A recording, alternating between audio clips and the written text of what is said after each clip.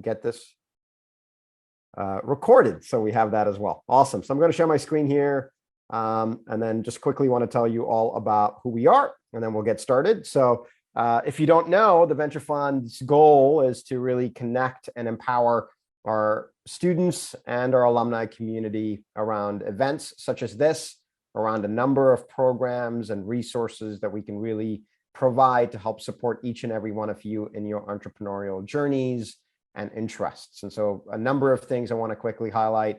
For current students, we offer summer internships that you can pursue and spend some time at a startup over your 1L summer. Excited to share that we have 2 students participating in this program with 2 NYU Law owned companies this summer. So very excited about that. We also make investments into startups at the seed stage round. So if you're interested in that, we'd be happy to chat. We run a business plan competition for students and alumni every semester. And that program's been around for a few years now. So it's been really exciting to see and hear from students and alumni about their ideas. And then we host events such as this and also look to connect you with one another. So with that, just wanted to welcome all of you once again. Really excited to have Lauren. Also want to let you all know that this event is being co-hosted in partnership with the Social Enterprise and Startup Law Group, SESL. And so I'm going to ask Will, one of their leaders, to come on screen. Hi, Will. And will introduce Haejin, who is going to have a conversation with Lauren today. So Will, feel free to unmute yourself and I'll hand it over to you. Thank you. Yeah, thanks, Anthony. Yeah, like you mentioned, I'm one of the leaders for the Social Enterprise and Startup Law Group here at NYU.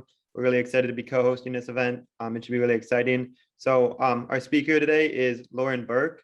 And Lauren Burke is a 2009 graduate of the NYU School of Law and an accidental social justice entrepreneur. After working as a Skadden Fellow representing Chinese teenage survivors of human trafficking from 2009 to 2011, it's important to note Lauren speaks Mandarin Chinese.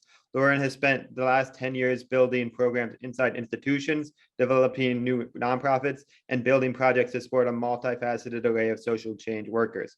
Lauren has received recognition as a Forbes 30 Under 30, a New Leaders 40 Under 40, a New York Law Journal Rising Star, and has also received recognition from the NYU School of Law, Connecticut College, and as an Echoing Green and Skadden Fellow.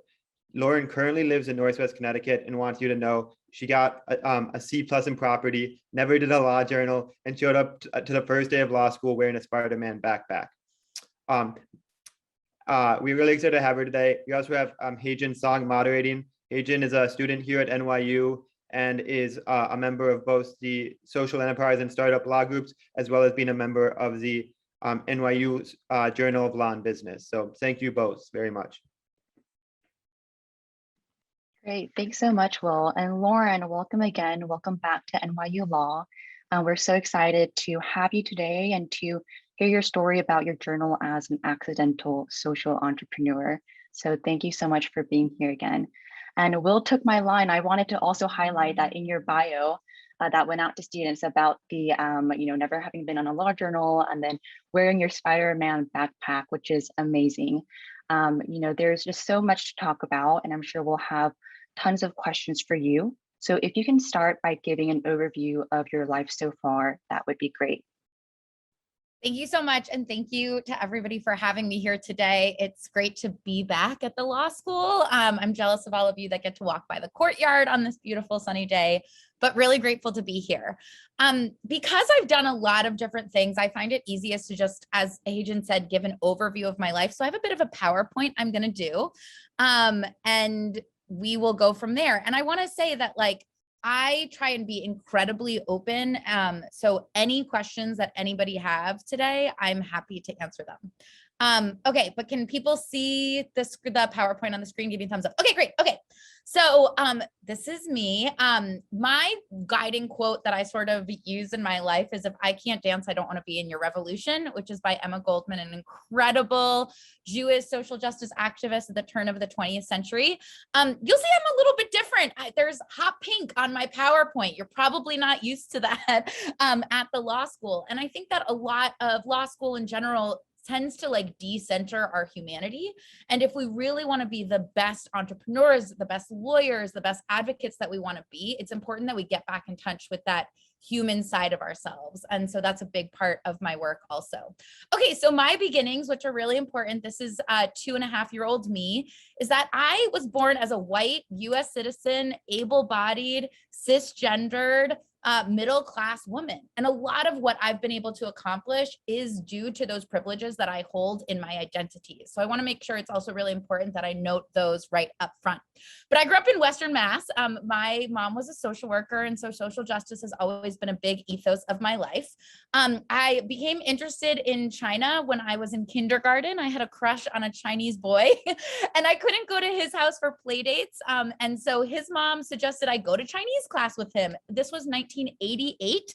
I was the only white kid in the class, but I ended up learning Mandarin at a very early age. I studied abroad there my junior year of high school. I went to Connecticut College and studied Mandarin.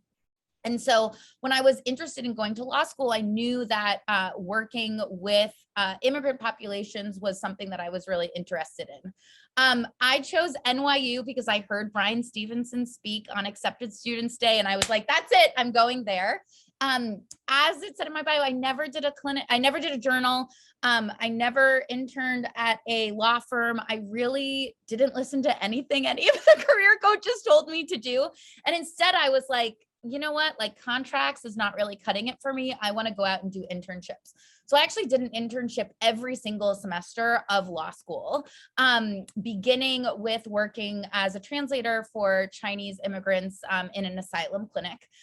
These are the different activities I did. I did Law Women, I did Ed Law. I spent my 2L summer actually working abroad in China, doing human rights research with children who had HIV and AIDS. I was doing human rights research there undercover from the Chinese government. So I have lots of stories. My 3L year, I did the Juvenile Defender Clinic, which was completely life-changing. If you have the ability, please take a class with Randy Hertz, because the way in which he teaches you to interview, engage with clients was really life-changing. Then after law school, I had the honor to be selected as a Skadden Fellow. I include this picture of me because I think I look like I'm 5 years old. And the funny thing about getting the Skadden Fellowship was there were 4 other people that got it my year. And it was like, this person was this prestigious fellow and had done all these amazing things. And this person has done all these amazing things. And as you see, my first line was, Lauren Burke will work at the door. Because I think that there was this perception that in order to receive these fellowships after graduation, you really had to, again, do all the prestigious things that a law school told you to do. I believe I got it because I had just been working with these populations for a while. So how did I get into working with trafficked Chinese kids? I was working at The Door, which is a nonprofit in New York City. That was one of the best things about going to NYU, is just having so many different organizations around you. And I was in the hallway of immigration court and somebody said, does anybody speak Mandarin Chinese?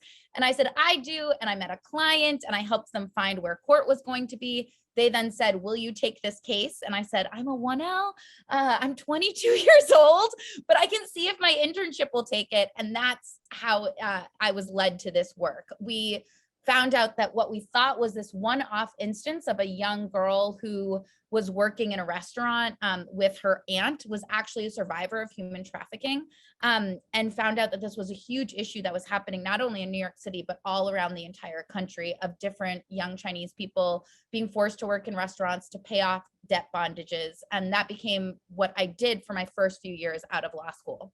Now, a second quote that really guides me is this quote by Aristotle, which is, when the needs of the world and your talent intersect, therein lies your vocation. So that really played into me doing my Skadden Fellowship. But also what I realized was that I was starting to see a lot of other immigrant youth from other areas of the world, because you're at a nonprofit, they need you to do everything, not just what the one specific thing you're there for. And so what I discovered was that there was a huge problem with immigration specifically, but just in law in general, which is, in order for people to access their most basic human rights, they had to go to a lawyer who had to explain the law to them, who was really the gatekeeper. And so I was thinking about, how can I make the law more accessible to people and make people know about it? So I started a program called the Immigrant Youth Peer Educator Program. This is a photo of us in DC. And it was all for my clients who were interested in becoming legal advocates themselves. And so what the program did is we trained them on their rights. They then went out and gave Know Your Rights presentations, which would lead to legal intake clinics.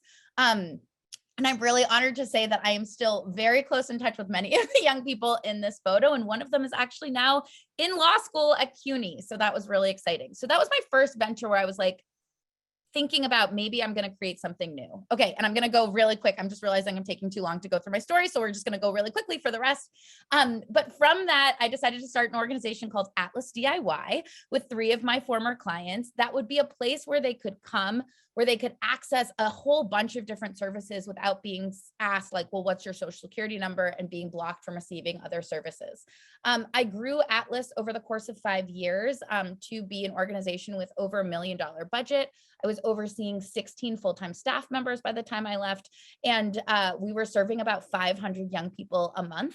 We did it in a cooperative environment. So we were also really trying to break the nonprofit industrial complex, which is often older white people telling younger, often brown and black populations what they should be doing. So we really tried to mess up a lot of those power structures in Atlas.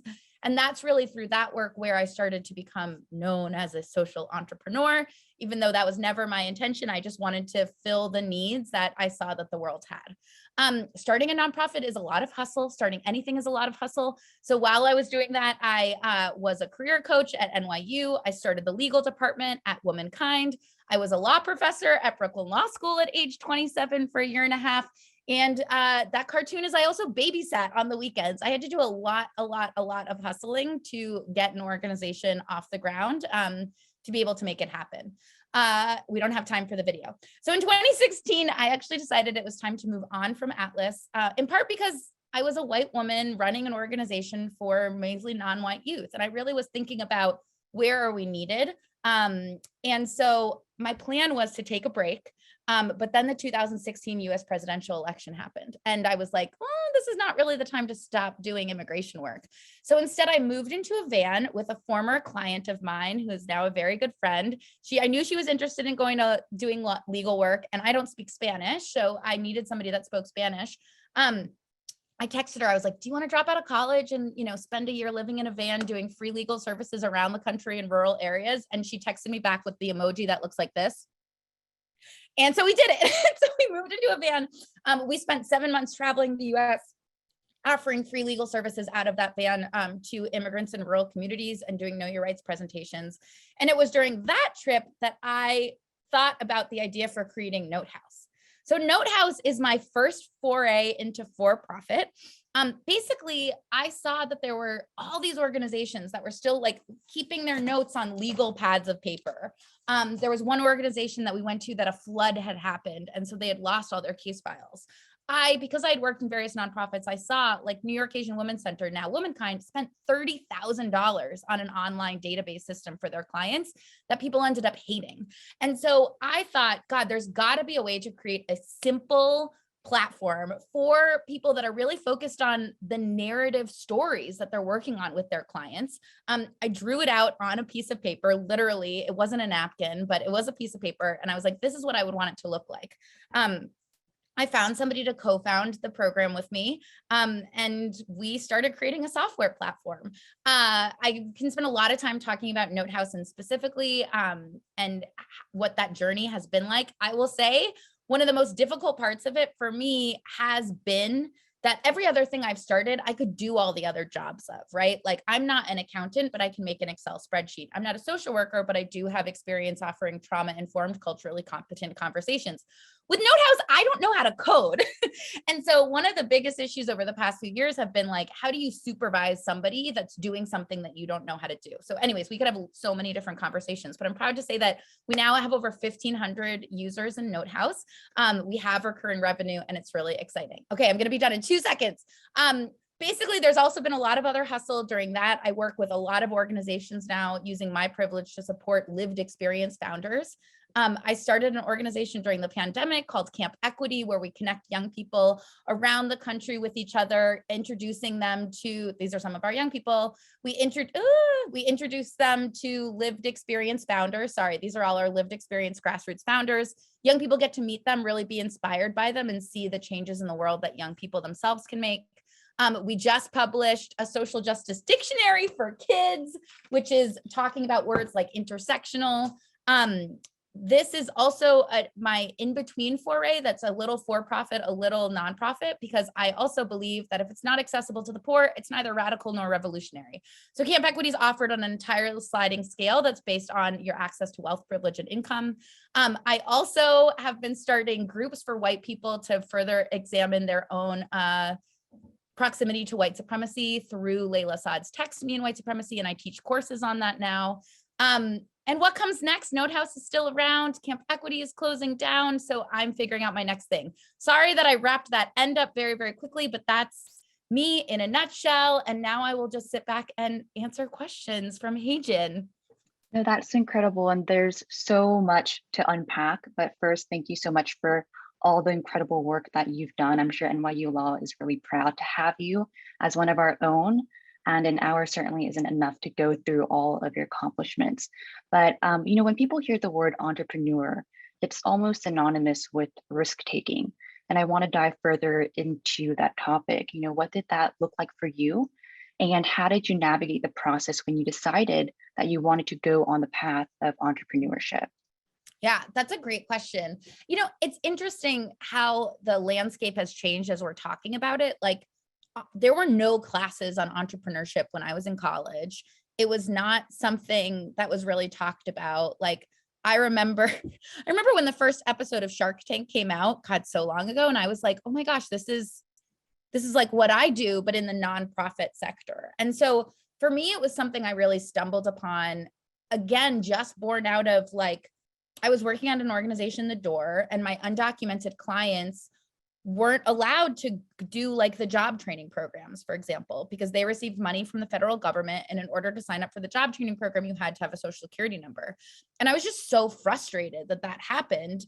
And I was like, that's not okay. I need to go in and do something to change it. A friend of mine said to me once, you're the most sensitive, brave person I know. Most people who are as brave as you are just don't feel it as much when they fail. And most people that are as sensitive as you are, because I'm very sensitive, aren't willing to just like throw themselves to the wind. And so I absolutely feel like that it's just something that was born within me. But I also want to note that it's about privilege, right? I had the ability to not make much money. I had the ability to potentially fail because I knew that if that happened, I could go like sleep on my parents' couch, right? I had that backup system. And one of the things I've noticed over time is like, how do we make entrepreneurship more accessible to people without privilege? And having a multitude of, like, I've never been worried about what if my company fails this once? What if the nonprofit doesn't bring in money? Because I've just always been like, I can go back to babysitting. I can go back to these things. I don't care about like prestige or success. I just care about what is needed right now and how can I be a part of making that happen.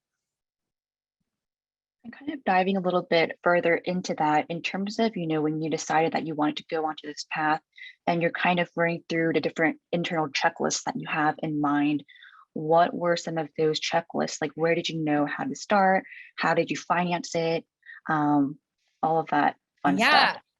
Google, a lot of Googling. I will say also, I was so lucky to find people that were in similar journeys and making sure that you're not like entrepreneurship is super isolating and super lonely.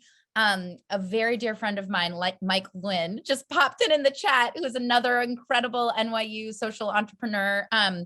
You've got to find people that are in it that get it. And there are a lot of people who are in it that won't have the same values and ethos of you, right? There are a lot of people now that are in entrepreneurship because they think that's what's going to have a big payout for them. So you got to think like, what are my values? What am I rooted in? And where are other people that are also in the entrepreneur scene that are rooted in those same values? And so we'd have like Google groups. I had a group of women called the Sustainable Sisterhood. It was 6 of us. We had breakfast together every month in New York City. And I swear we would exchange like 12 emails a day, everything from like, one of my young people stole something from a funder's office when we were doing a site visit. What do I do? To like, what tax form am I supposed to file? To like, how do you hire? What are your best hiring practices? And you need those communities. In terms of raising money, I'm both a horrible capitalist and completely oblivious, because I remember when I was first thinking about starting Atlas, I was like, I bet we can raise $500,000 in 1 year. No, we couldn't. And so that's why I had to do so many other jobs when I was getting started. And the same goes with Notehouse. I think I was like, oh yeah, like I did my first year of revenue projections. I used a software platform called LivePlan, which I just found via Googling. And I was like, oh yeah, we'll make $250,000 in our first year. And that often does not happen. You have to be such an optimist to become an entrepreneur, because otherwise you would never take the risk. But you also have to be willing to like constantly pivot and constantly be changing direction, because there is no way to know today what's going to happen even tomorrow with a venture. And so that level of flexibility is also incredibly important. In hindsight, do you think your legal education from NYU Law really helped you in your pursuits as an entrepreneur? And if you could kind of share more about that. Yeah, hugely. I mean, so much of what you do as an entrepreneur is very similar to legal work. And so like, if you're responding to a VC who's saying, we're looking for companies that do X, Y, or Z, it's a legal argument, right? You're saying, here's your facts, here's what I'm trying to prove, and here's how I prove it, right? Here's the fact. You want to give away $100,000 to women-led companies. Here's how I fit that narrative, and here's why you should pick me. It's the same as making a legal argument, right? Like, you're saying my client did this, here's why I'm saying they did or did not, and here's what our conclusion should come to. And so just that, those skills were huge to pick up in terms of writing, and in terms of making persuasive arguments. I will say the other thing was, a lot of entrepreneurship also is just reading the room, very quickly being able to decide whether or not somebody is actually going to be on your team or not. Because I think a lot of entrepreneurs can spend a lot of time chasing leads that will never work for them. And you've got to know when to just like cut it off, because otherwise it's going to be a lot of energy drain on you. So I think I have a good sense of being able to tell if somebody's interested or not. Being able to listen to what questions they have, and being able to anticipate questions that they might have, so I can front load those. And it's very similar as client work. It feels weird to say like, well, yeah, talking to a VC or talking to a philanthropist is the same as working with a client, but it very much is. It's all about listening, reassuring them, making them feel safe in working with you, and then convincing them that you're going to do great things with their money. Great, thank you. And we got a sense for it, but you have a really interesting background with both experience in the public sector and also for profits. So how did you make the switch from all your incredible work in the public sector to making your foray into for profits, like launching a Notehouse? Yeah, it's funny because I realized I said a lot of people get into entrepreneurship because they want to make money.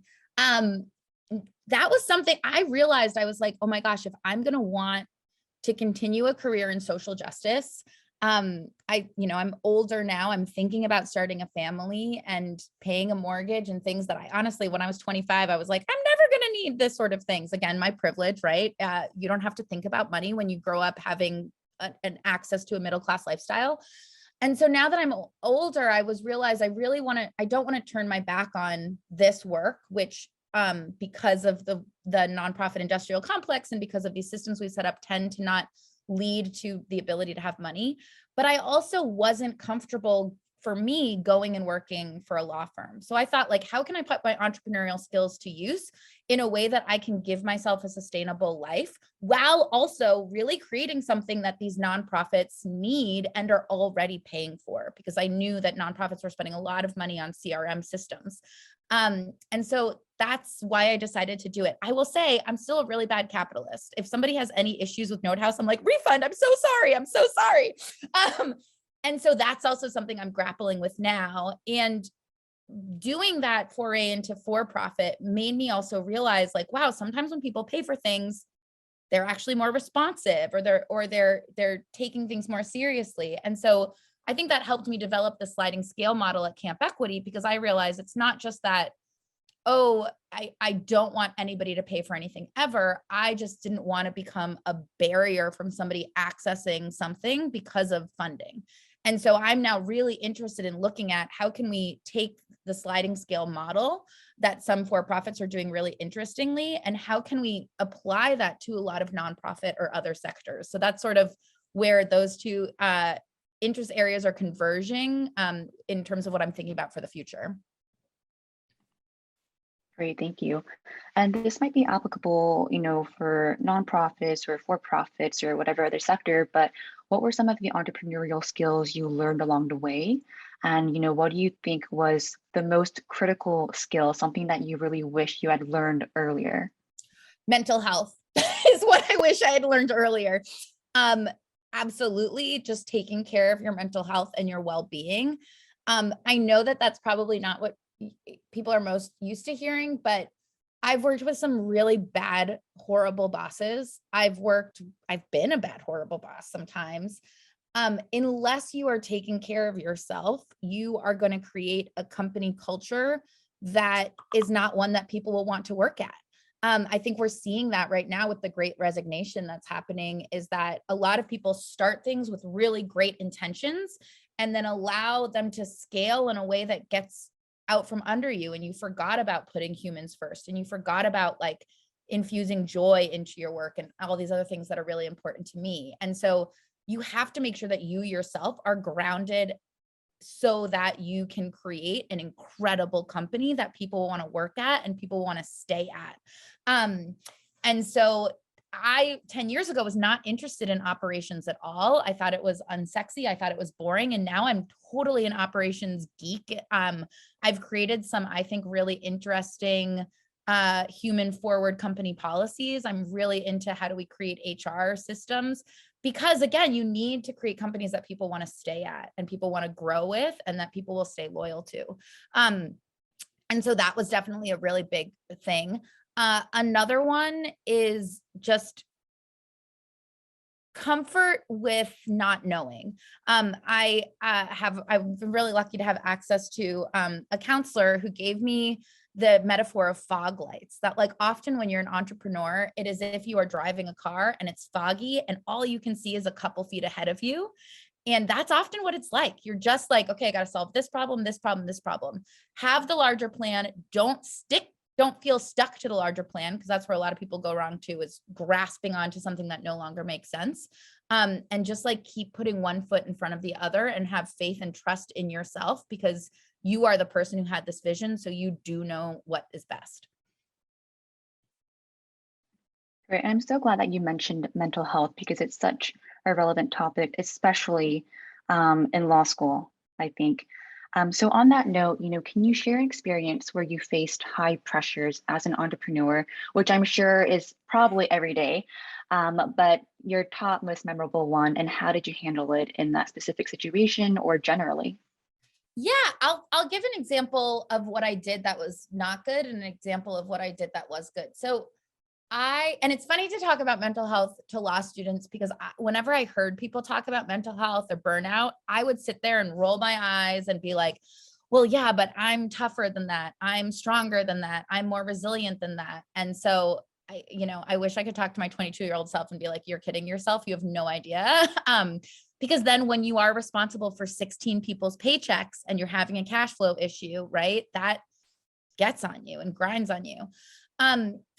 I will say, like, where my mental health really came up, it's interesting to be a social entrepreneur, because the people in the world that have money, that have a lot of money, tend to have a lot of that money through the exploitation of other people that I am trying to fight against, right? And so that is always a really interesting tension. And when when you're starting to do nonprofits or for-profits too, like I'd go to all these networking events, and it quickly became clear to me that like, if I were to play into the narrative of like a cute, sweet white girl, I could get a lot of money, but it was totally out of alignment with my values. I've, been sexually harassed at different funder meetings. I've had people say really disgusting things to me, like, well, why do you want to help illegals when they're US citizens? And I felt like the best thing for me to do was to just keep being in those rooms so I could get money, so I could pay people or do other products.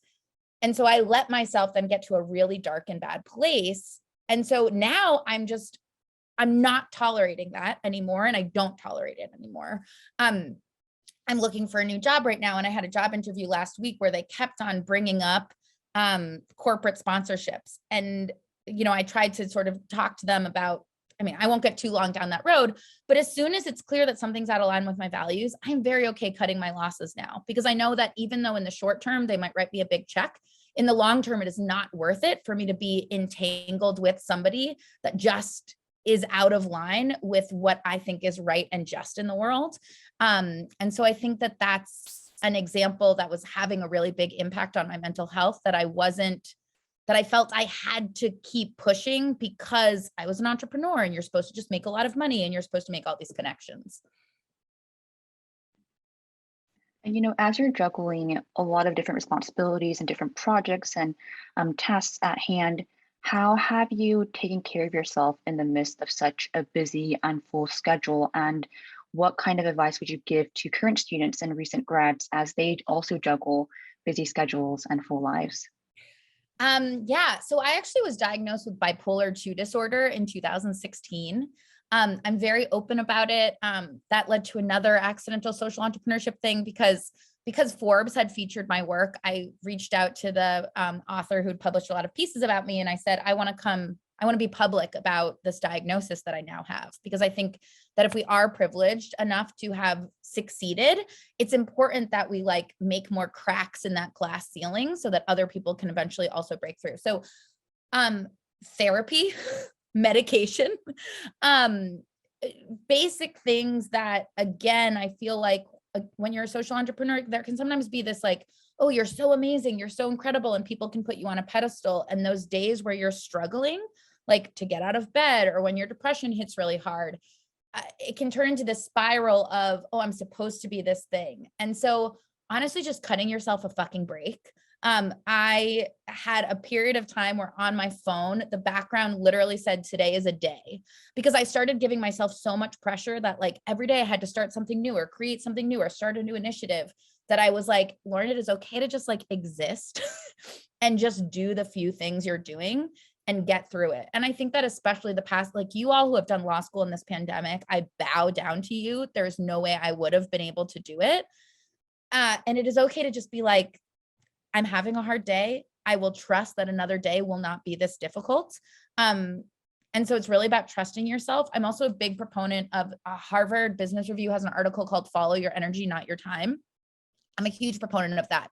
There will be times where at 1 o'clock in the morning, I'll be lying in bed and I'll get an idea, and I will wake up and I will go write a grant. And guess what? I'm not going to wake up at 8 a.m. the next day because I was up all night working. And so following your flow, especially if you're a creative person, is so important, to not force yourself to fit into anybody else's boxes, because that's, again, just going to end up damaging your mental health. So follow your energy, not your time. Go to therapy, take medication if you need it. I love yoga with Adriene. I do her every morning, and she's free on YouTube. So those are my 4 pieces of advice. Amazing. I'll have to check out the yoga on YouTube.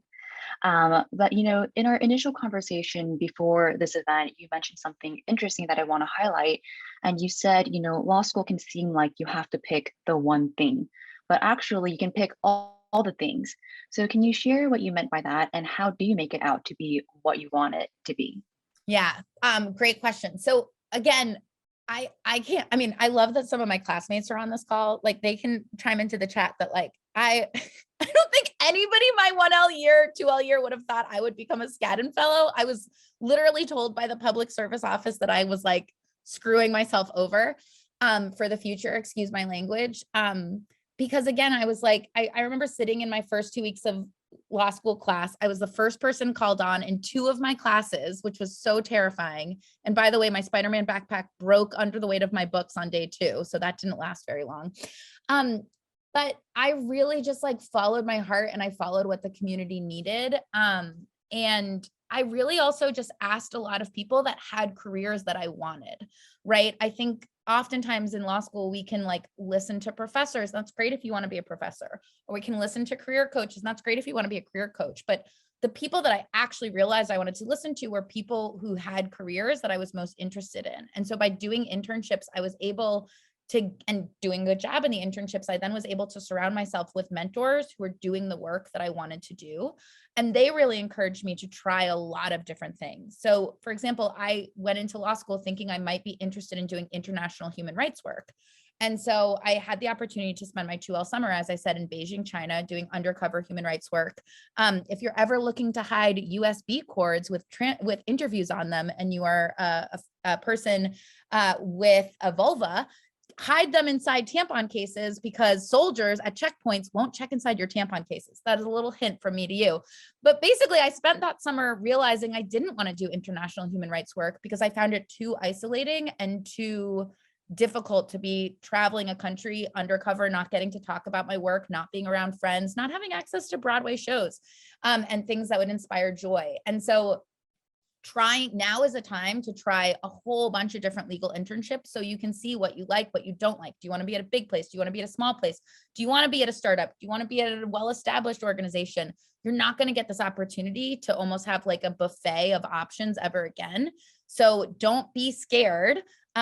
If my life is anything, it shows that you can try a lot of things and still be successful. So if you have an interest in something, pursue it, because that's the only time to see if you really like it or not.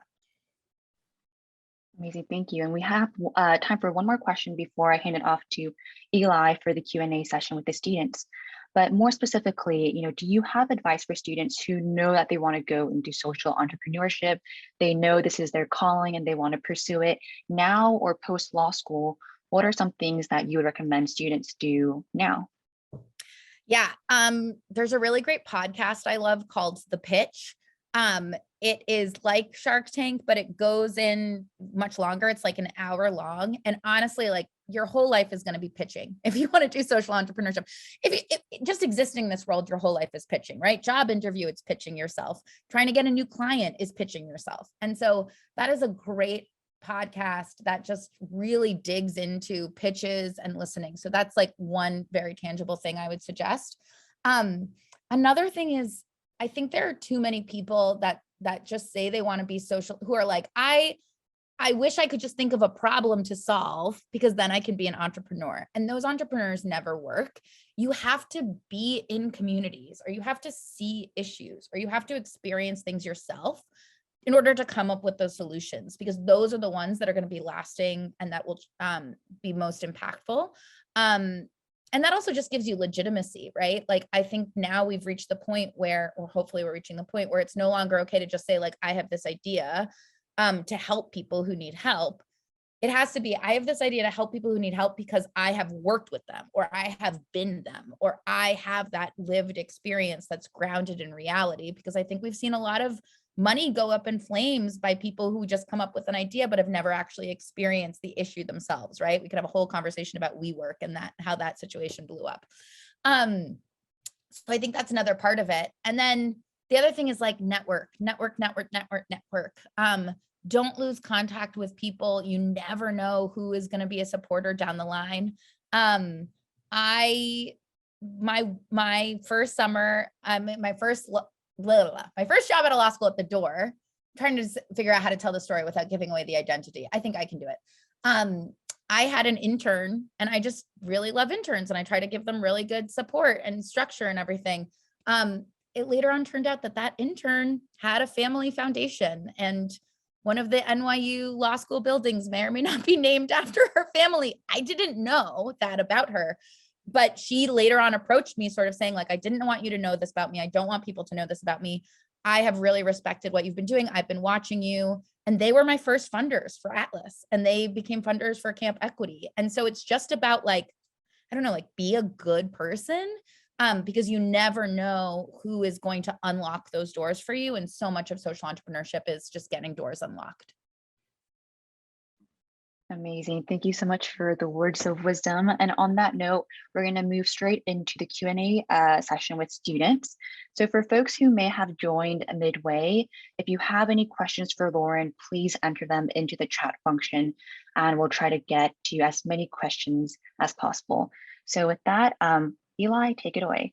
Hi, thank you so much. It's been a really fascinating talk, and Hajan, really great questions, and this whole talk and listening to your story is really both inspiring and informative.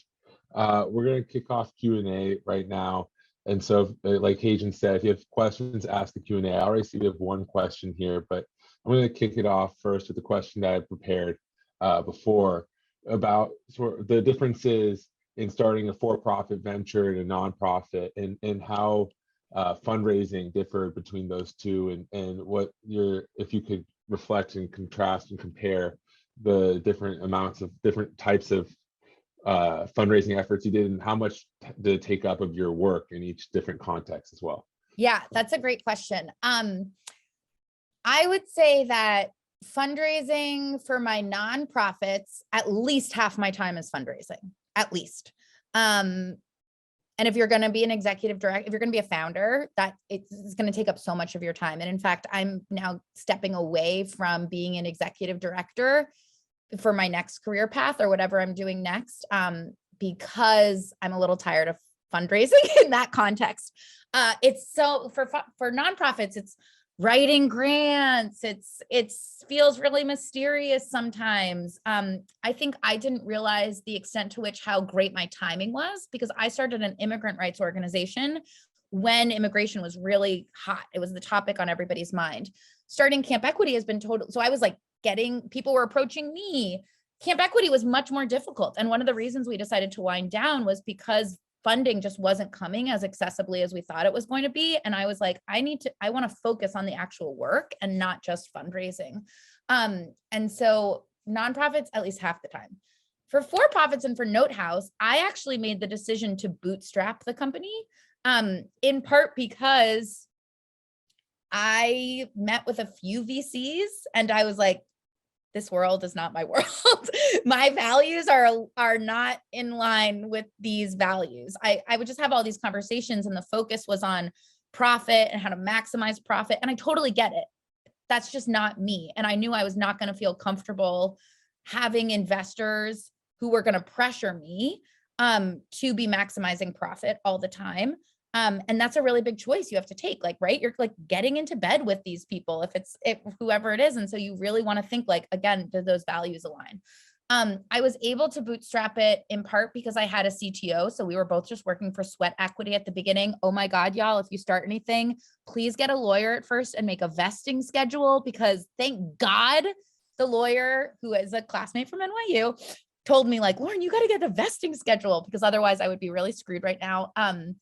But we decided to bootstrap, look really on Sweat Equity. I did a small, very small friends and family round. I maxed out credit cards, which I'm still paying off.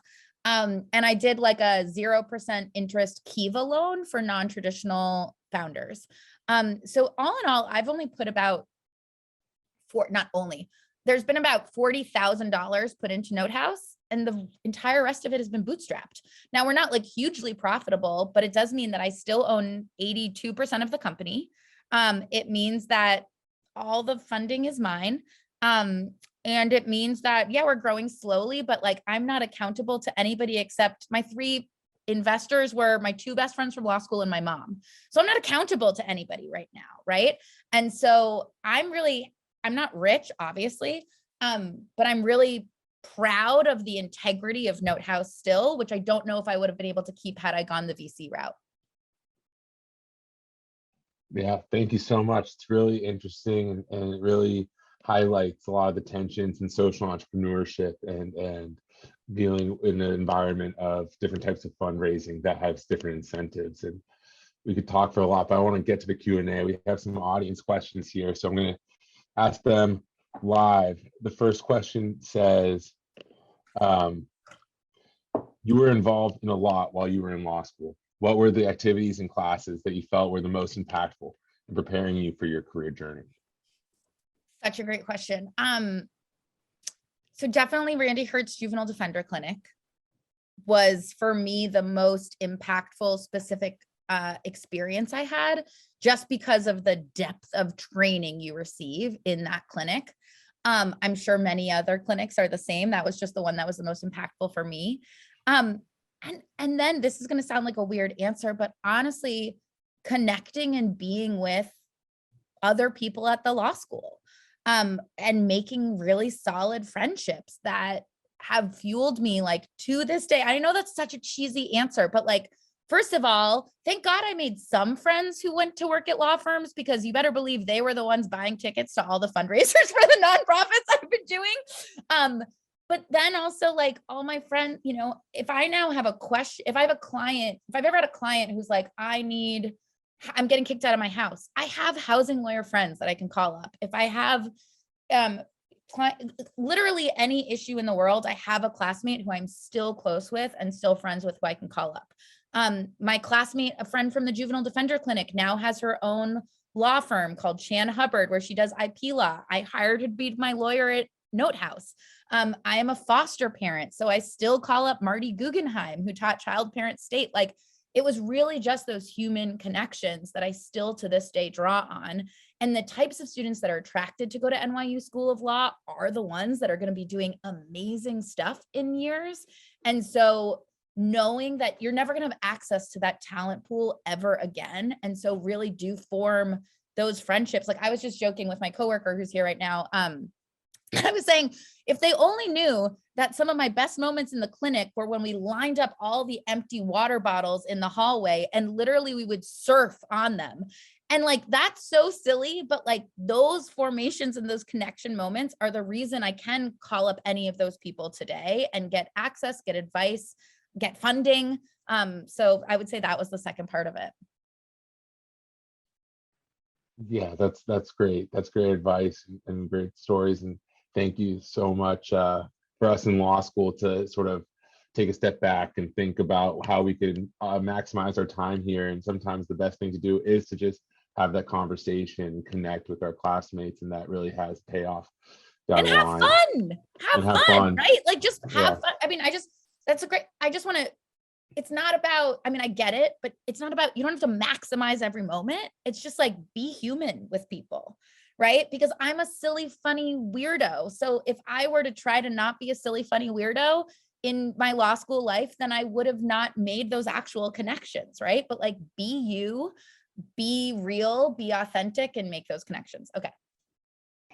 Great, thanks so much. I'm gonna move on to the next question we have here. It says, thank you so much for your time and passion, Lauren, exclamation point. How did you decide between wanting to create your own initiative versus contributing your idea to an existing institution? That is such a great question and something I really grappled with. I didn't want, like, if I thought I was going to be working I thought I would still be working at the door today. I really did. I was like, I'm going to have this one place, this one career. That's where I'm going to work. I'll be, you know, whatever one day, but that's what I'm going to have. And I'm a bit of a stubborn human, and I'm not great at accepting things just because that's the way it is. And so the idea of starting Atlas, because that was my first time really thinking of something. I mean, I've been creating things since I was a little kid. I didn't realize that what I was doing was entrepreneurship, but like when I was in 9th grade, I charged parents $100 to drop their kids off all night on New Year's because nobody could find a babysitter for New Year's. And so I would make like $1,000 as a 9th grader for one night a year. So anyways, that's something I've always done. But it was when, you know, I remember my first client that couldn't access the job services program. And I was like, well, that's silly. We've got to come up with something. So I talked to that person. They were like, no, this is the way it is. I talked to their manager. No, this is the way it is. I talked to the head of the door. No, this is the way it is. And I was like, I'm not comfortable working at a place that's holding on to this is the way that it is when it's not what's best for our clients. Like, I think that, you know, a lot of our problematic systems are upheld by death by 10,000 bureaucratic paper cuts, right? Or like for Camp Equity, for example, we had Atlanta public schools, the entire public school district wanted us to come in and run our programs through them. But in order to do so, they were requiring us to do background checks on everybody we worked with. And I'm sure you all know that if you have something come up on a background check, it's more an indication that you're either poor or a person of color than if you've actually committed a crime. I've committed tons of crimes, you know, we all have, right? I'm sure all of us have. Jaywalking can be a crime. So it's just like, no, I'm not going to do that. And so when I wasn't able to do what I knew was right in pre-existing institutions, and I also heard enough people say like, no, we need this and it doesn't exist elsewhere, then I'm like, all right, let's just do it ourselves, because we're not going to accept the world the way we're told it has to be, because that's silly. The world doesn't have to be any one way. Everything is constructed. So why not construct something new? Thank you so much. It's a great answer. And so I'll just leave it open for another moment or two to see if any of the audience members has another question. Please put it in the Q&A. But I think we have time for one more question. So I'm just going to ask you, are there any sort of sectors or places where you see lawyers and law students having the most impact, or do you find that law school leads us in a certain direction of when we're trying to think of something to start, or do you think differently on that? I think it's honestly whatever you want to do. I mean, that sounds really, that's super helpful. But I will say that as a lawyer, look, our entire legal system needs to be upended, right? Like, can we stop pretending that the Supreme Court is like an unbiased institution? Like, I remember I really believed naively, I was like, oh, judges are always going to do the right thing. And then I was just up against some judges that were just like flat out racist against some of my clients, or flat out didn't want to apply the law the way it needed to be. And so, I mean, I guess you can think some of my social entrepreneurship honestly started in the appeals that I just started putting in, because I was similarly like, I'm not going to just listen to that judge's decision. Are you kidding me? Like, I'm going to appeal that. And so I do think that as a lawyer, your mind is opened up to the ways in which you can construct the reality you want to live in, if that makes any sense. Because again, a legal argument is just looking at what's out there in the world of law and picking up the components you need to put your argument together. And that is just very similar to what you need to do as a social entrepreneur. But I mean, I think the entire legal system, like I have Adam Stofsky is another friend of mine who's starting something called Briefly, which is a startup to like teach non-lawyers their basic legal rights. There's some really interesting things happening right now around evictions and housing. I mean, literally every sector has lawyers that we need to be in there changing the foundations of these rules. Because again, I mean, one of the reasons I decided to go to law school is because I was a sophomore in college and we were learning about the women's rights movement in Uganda.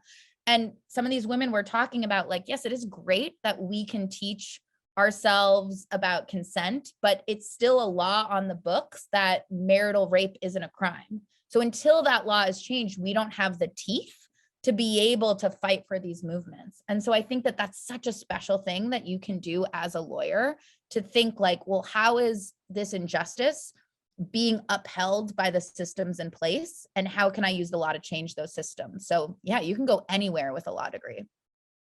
Yeah, that really resonates, and it's really fascinating to sort of take the inspiration of the frustration of the legal system as sort of a starting point, think about how do we change it, and demonstrates also just how much entrepreneurship could be interrelated with policy and law, and it could enable it or disable it in different ways. And well, and without further ado, I want to hand it back off to Haejin here, who can close out the session. But thank you so much for answering this question. Thank you. Great, Eli, thanks so much. And this concludes the event for today. But thank you all so much for attending. Lauren, it's been such a pleasure to learn from your journey. And I personally have been trying to soak up as much of your words of wisdom, and I probably need to rewatch this to take more notes. But we can't wait to see everything you will accomplish. And this has been such an inspiring conversation. So thank you again. For all the students who joined, thank you. And we hope to see you again at our next Venture Fund event. Awesome. And I'm going to thank you all so much. I'm dropping my email in the chat. So also feel free, if you have questions, to reach out to me. I'm hope that you all will choose to do really incredible things with your law degree, and I'm happy to support you if I can. Amazing. Thank you so much, Lauren. Thank you. Have a good afternoon, everyone.